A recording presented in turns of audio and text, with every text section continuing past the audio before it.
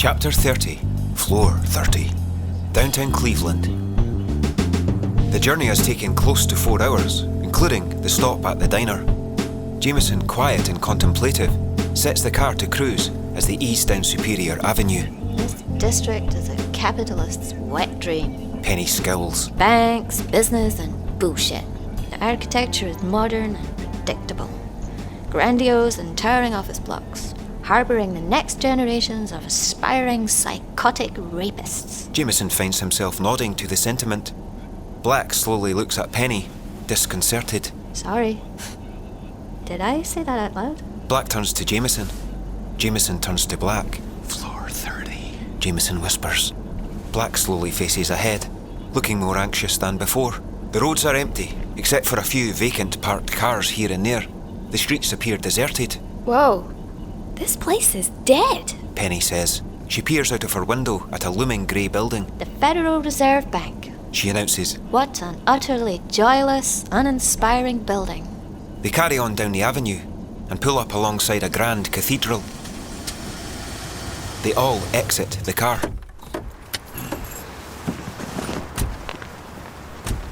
Now that is a building, Black says, looking up at the cathedral's bell tower and spire.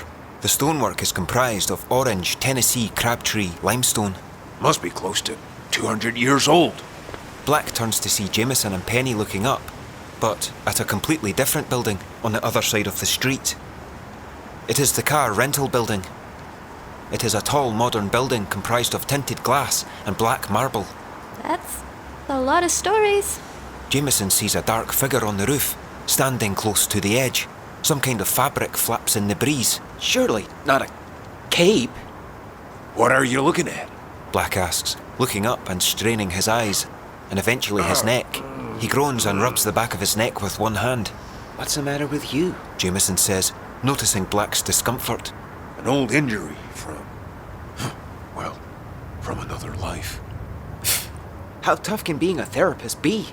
So let me guess, you injured your neck from sitting on your ass all day, nodding at nutcases? Jameson slowly nods his head at Black in a condescending way. And how does that make you feel? Oops, time's up. My receptionist will process your payment. Same time next week? Black is affronted. There's a little more to therapy than that, and the injury was from a previous occupation. Oh yeah? Military? No. Black says firmly. Construction? No, Wrestling? What? No, look. Maybe we should just... Professional water skier? This is all just hilarious. Fun and games to you. Always was and always will be. Still pushing my buttons. God damn it. You haven't changed a bit. Jameson and Penny are shocked by Black's outburst. Just trying to guess your previous occupation. Jameson says, raising his eyebrows. Seeing as how you don't seem to want to tell me, is all. No need to shout. Black, still a little worked up, glares at Jameson for a moment. You were wrong about my last job. I wasn't a water skier, but it did involve water. Jameson finds himself glaring back at Black. There is care in Black's eyes, but also a deep resentment, and Jameson is surprised to realise that the feeling is mutual. Water, huh? Jameson says distantly as he slips away into a hidden memory. He is on the bridge of a ship, on a turbulent ocean. A storm is raging. A young boy is strapped to a chair. Jameson is the young boy, and he is terrified. The waves are enormous and roar as they crash over the bow, onto the deck and against the windows. Maybe Penny blurts, snapping Jameson out of his vision. we should concentrate on why we are here. She looks around the area. And maybe find out why this place is so dead. It's actually quite creepy. Black huffs and returns his attention to the cathedral. Maybe it's the rapture. Jameson watches the figure on the roof for a moment. We have to get up onto the roof of that Axis building. He says, scanning the entrance to the building. He points it out. Let's go. Jameson starts moving with pace, and Penny and Black quickly follow. Why onto the roof? Black asks, shooting a nervous glance at Penny. I know he's up there. Floor 30. Who is up there? The devil. Jameson pushes the door open. They enter the building lobby area. The lights are on. A monitor is displaying a welcome message from the car rental company. There is no one at reception. No one in the lobby. Like I said, Penny frowns. creepy. Jameson spots the elevators. There, he says, moving towards them. Penny and Black follow. He hits the elevator call button and waits. By devil, you mean Ace is up there? Of course. Jameson shrugs. Floor 30. Back on the platform? You said you were going to banish the devil. Once and for all? Yes? Jameson shrugs again. Banish Ace? What do you intend to do? Stop him. Any way I can. The murder has to stop. Any way I can? Does that also mean murder? Jameson snaps his head around to face Black, ready to shoot the idea down. But he finds himself uncertain of his own intentions. He can't give Black an answer. He just turns and faces the elevator doors as the elevator arrives at the lobby floor.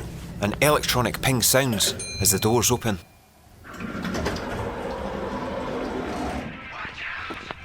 They pour inside. Jameson hits the button for the top floor. Floor 30. 30 floors?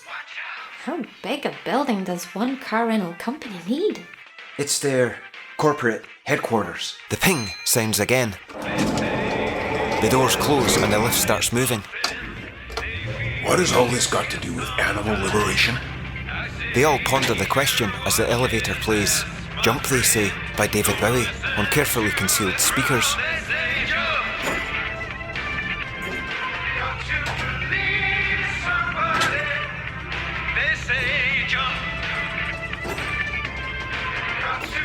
The elevator comes to a stop, pings, and the doors open. They all ease out onto floor 30 and freeze.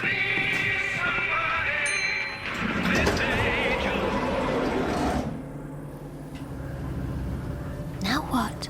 Jameson spots a staircase leading up with a sign on the wall next to it. An arrow pointing up with the words, "To the roof." "There," he says, nodding at the sign. Floor 31. Of course. They take the stairs to the roof, where the devil awaits.